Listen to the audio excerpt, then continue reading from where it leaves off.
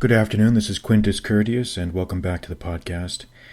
And in this podcast, we're going to talk about how author Jack London conceived his plan to travel around the world on a yacht, and how he took the first steps towards implementing that plan. And it's a very interesting story. It's a very little-known story also.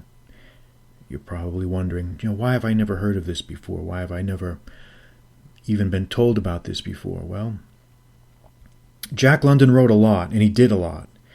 And it's hard, really, unless you're trying to go out of your way to learn about a specific subject. It's really hard to absorb everything that someone like him did.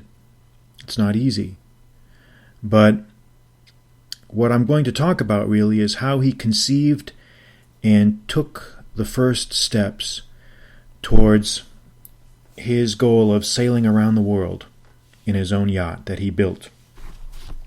Very interesting story, because I think it says a lot about life, about him, about the meaning of exploration and discovery, about which I've written a lot.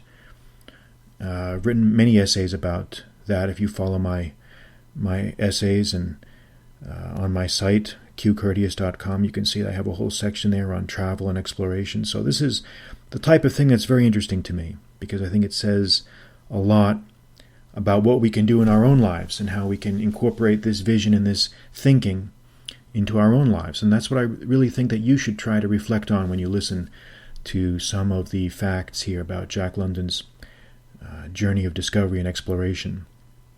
So think about that. All right, so let's start here.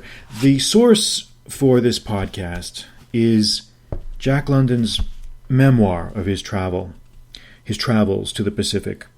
Because even though he didn't make it around the world, his trip was cut short by sickness and troubles with the yacht. But he did spend a lot of time in the South Pacific. And he wrote a book about his experiences called The Cruise of the Snark. Snark. Now, I know the word snark modernly has a very negative connotation, but this was just a nonsense word that he made up. Well, he didn't make it up, but he decided to call his ship that because he couldn't think of any other appropriate name. So one name is as good as another, and that's what he chose. But what's really interesting to me is in the foreword, he talks about how he came up with the idea of sailing around the world. And remember, this was a guy who already had a ranch in Sonoma County in California, and he had a lot to do. He had to deal with all of the ranch operations. Anyone who's ever been in charge of a large piece of property knows that it's a full-time job. But what I really like here is this. Well, I'm going to read for you a passage from the book wherein he talks about why he wanted to make this trip and how he tried to explain this trip to his friends. And he wasn't just going alone. He was going to take his wife, Charmian, along with him. I love that name. It's a very nice name. I've never heard that before on anyone else except Jack London's wife, Charmian. Charmian. So here is, let me read this passage to you, and then you can decide what you think. We thought we would start in 4 or 5 years. Then the lure of the adventure began to grip us. Why not start at once? We'd never be younger, any of us. Let the orchard, the vineyard, and hedges be growing up while we were away. When we came back, they would still be ready for us, and we could live in the barn while we built the house. So the trip was decided upon, and the building of the Snark began. We named her the Snark because we could not think of any other name. This information is given for the benefit of those who otherwise might think there is something occult in the name. Our friends cannot understand why we make this voyage. They shudder and moan and raise their hands. No amount of explanation can make them comprehend that we are moving along the line of least resistance, that it is easier for us to go down to the sea in a small ship than to remain on dry land, just as it is easier for them to remain on dry land than to go down to the sea in the small ship. This state of mind comes of an undue prominence of the ego. They cannot get away from themselves. They cannot come out of themselves long enough to see that their line of least resistance is not necessarily everybody else's line of least resistance. They make of their own bundle of desires, likes, and dislikes a yardstick wherewith to measure the desires, likes, and dislikes of all creatures. This is unfair. I tell them so. But they cannot get away from their own miserable egos long enough to hear me. They think I am crazy. In return, I am sympathetic. It is a state of mind familiar to me. We are all prone to think there is something wrong with the mental processes of the man who disagrees with us. The ultimate word is I like. It lies beneath philosophy and is twined about the heart of life. So that concludes that passage. But what do you think? I think this is a very important passage here that Jack London talks about in his foreword. And it describes the thinking, really. The thinking and a comparison of the thinking between a true explorer and a true daredevil, and people who just, as he says, cannot set aside their own egos. They just can't set aside their own egos long enough to allow for the expansion of their minds. They just can't do it. They can't do it, they can't comprehend it, and they resent those who do it. As he says, they cannot get away from themselves. They think that their own desires, likes, and dislikes are the ultimate yardsticks, the ultimate measuring sticks with which to measure everything else. And this really is the heart of the matter. This is really what it comes down to. The difference between the traveler and the stay-at-home is the person who is willing to set aside, to sublimate his own ego for the chance at new experiences, for the chance at broadening his perception of the world, and for a chance at knowledge. And that really is what I think separates the true traveler from the stay-at-home. Now, when Jack embarked on the construction, and it's very interesting to hear him talk about the construction of the Snark, because he did a lot wrong. You know, I when I'm going through these pages of him, actually, and the first chapter of the book is aptly named Inconceivable and Monstrous. Inconceivable and Monstrous. And I think those two adjectives very, very well describe the agonizing process of building this yacht. Well, for the first problem that I see was that Jack decided to build his own vessel instead of just buy one that had already been seaworthy, that was already tested, that had already been professionally built by someone else. For whatever reason, and he doesn't really describe the reason, he decided to build his own boat. And you know, this was a problem. This was a problem, and I wish, if I had been his attorney at that time, if I had, in my own hypothetical world, if I had had the opportunity to talk to him, I would have said, Jack, you've got to really watch costs. You've got to be careful. You cannot trust these contractors. They're ripping you off. Because what happened was, his original estimate for the building of the Snark was $7,000. And again, this is, remember, the first decade of the 20th century. You know, you figure $7,000 in 1910 or whatever, between 1905 and 1910 is, a lot. It's a lot of money. It may have been worth, I don't know, I'm not probably, I haven't looked up the statistics, but I'm sure it's probably worth about 10 times as what a dollar is worth now. But he originally thought that the cost would run him around $7,000.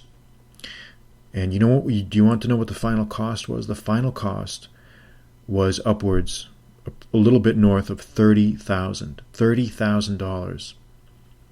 So if let's just say we conservatively estimate, the original estimated cost was $70,000 in today's dollars, and then $300,000 is what it ended up costing. A big difference. It's more than a fourfold increase. Now, I understand that any large project there are always going to be cost overruns, but the problem here is that it wasn't just about money. It's clear that once they left port, once they left Oakland, that the ship was just not seaworthy. It leaked the wrought iron that was used for the rigging and the other important parts of the boat. Jack says it was as brittle as macaroni. In other words, you could just snap it in many places. So it's clear that Jack was ripped off. He was overcharged and provided with shoddy workmanship and shoddy goods, frankly, fixtures. And as I was reading this, or actually say rereading, because I read this book many, many years ago. I read it when I was a kid, and I didn't remember much of it, so I'm basically rereading it. And it seems like an entirely new book now that I'm have the benefit of adulthood. But in any case, the building of this vessel was a boondoggle, was just a complete boondoggle, and he describes it in very vivid detail. He says that, well, let me read some of his words himself for you. He says, "The Snark is a small boat. When I figured $7,000 as her generous cost, I was both generous and correct. I have built barns and houses, and I know the peculiar trait such things have of running past their estimated cost. This knowledge was already mine, when I estimated the probable cost of the building of the Snark at $7,000. Well, she cost $30,000. Now don't ask me, please. It is the truth. I signed the checks and I raised the money. Of course, there is no explaining it. Inconceivable and monstrous is what it is. As you will agree, I know, ere my tale is done. Then there was the matter of delay. I dealt with 47 different kinds of union men and with 115 different firms. And not one union man and not one firm of all the union men and all the firms ever delivered anything at the time agreed upon, nor ever was on time for anything except payday and bill collection. Men pledged me their immortal souls that they would deliver a certain thing on a certain date. As a rule, after such a pledging, they rarely exceeded being 3 months late in delivery. And so it went, and Charmian and I consoled each other by saying what a splendid boat the Snark was, so staunch and strong. Also, we would get into the small boat and row out around the Snark and gloat over her unbelievably wonderful bow." So, if that wasn't bad enough, it's clear that once the ship actually took to the waves, it was not even seaworthy. It was barely seaworthy. They had to bail constantly. The watertight holds that were supposed to be watertight, the compartments that were supposed to be watertight, were not watertight. There was a smell of gasoline that impermeated everything. I mean, it's just really heartbreaking to read this, that a man of such fame, and Jack London at that time was probably America's best paid author, in 1906. I think that's when the ship construction took place in 1906. He was a famous man. He was a famous man. He had earned his keep by the sweat of his brow, but his discipline with money was questionable. And I'd read a very, very good biography of Jack London, and he was plagued by debt. He just would borrow and borrow and live beyond his means. And that's really not a good place to be. It's really not a good place to be. He just was a very, very nice guy, a very nice man. But he was taken advantage of by his builders, and that really angered me to read that the constant delays. And delays we can accept, I think, up to a point.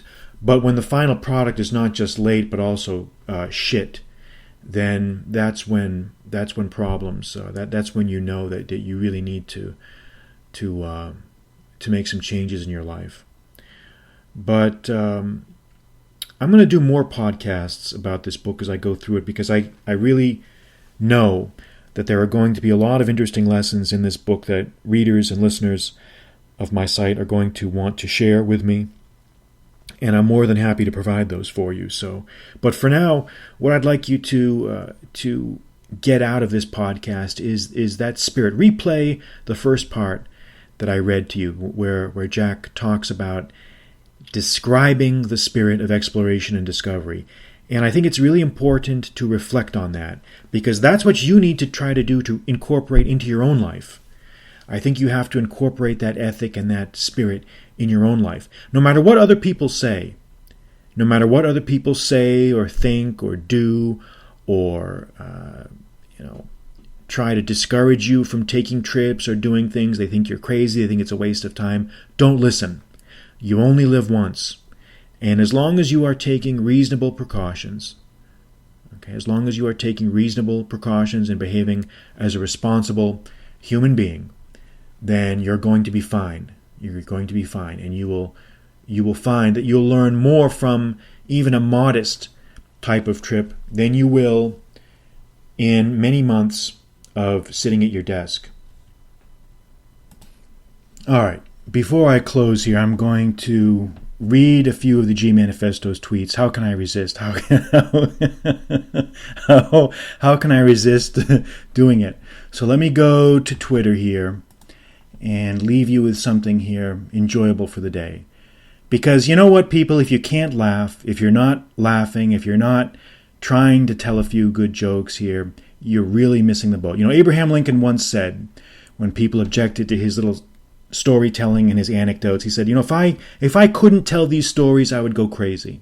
If I couldn't read these tweets, I would go crazy. So we've got to try to just surrender ourselves to the world, to the special world here of the G Manifesto, and just accept it on its own terms and see where it leads us. All right. Most guys have zero jungle raw power. And instead of developing it, these millennial guys are just swooping Weish guys named Ross and Powers and eating soy sauce and high fructose corn syrup at some Weish brunch place. Now, this is not a good way to go through. It just, the character count cuts off in sort of a truncated thought there, which is, well, we get the idea. And there's a tiger exploding into the water there, which is very, very nice. All right. Here's one. Then Deep Soy and Big Pharma started promoting them as bad for your health. Then all the problems started in America. Insane no one realizes this. The original collusion. And it's a retweet of something from History Lovers Club. It says, cigarettes were promoted as being good for your health until the early 1950s. Okay, so let's keep going here. Keep going. Need to chug a ton of water in a jungle village by the sea. Extremely hesitant to give this as actionable advice because these millennial guys will just go chug on a guy named Walter. Now, this is disgusting. We'll not show a painting of this jungle village by the sea. And there's a picture of a shoreline with nice, lush. And let me tell you, it's obvious he's talking about, all of these tweets are based on direct experience in the sense that his travels, his observations of the world, and I'll just leave it at that. So let's keep going here. Let's keep going. All right. Let's see. Some of these are retweets of other people and even me. Actually, I'll read one of my own. At the end of the day, you need to protect your fiefdom. Self-defense cannot be outsourced. He who relies on others for defense is beholden to them. Many countries out there have forgotten this. Learn to throw your own coconuts. Learn to throw your own coconuts. And that's a sentence I came up with just this past week. And there's a picture of monkeys there throwing coconuts. It's a joke, yes, but the metaphor or the lesson is a valid one. And take that under advisement. Okay. Let's keep going here. Here's one from a retweet from a gentleman named Zachariah the Great. I eat extremely healthy, but sometimes I chew gum. And when I say gum, I really mean I chew chunks of jerky made from wild game meats that I bring to my pitmaster. The original chewing gum. Millennial guys can't do this. Zero mandible strength. This is a good one. I got to retweet this one. This is a good one. And there's a picture of a dude there with the cigar. A pitmaster, like a smokehouse. Sort of a stereotypical smokehouse dude. All right. Keep going. Got to keep going here. Let's see what else we can figure out. A lot of these are retweets. See, this stuff is spreading. This style of tweeting is spreading, and people are really adopting it because it's such a great way of expressing a thought. Pygmy marmosets. Here's one from June 11th. Pygmy marmosets grew beards and got tattoos before it was safe to do so. Unlike these red pill guys and these manosphere guys who only grew beards and got tattoos after it was safe to do so. I have always been cool with these guys. Pygmy marmosets, that is. Fuck it. Fuck it. And there's a picture of a pygmy marmoset with its eye staring at the camera. This is a good one. Really good one. That's a good one. All right. Maybe a couple more here. And then we'll close it out. Couple more here. Jungle village by the sea makes all the American problems disappear. No need to work out. Life is a workout. No need to fast. You eat when you can for energy. No technology, just machetes. But I tell these guys jungle, and they just swoop a Chinese guy named Zheng Li.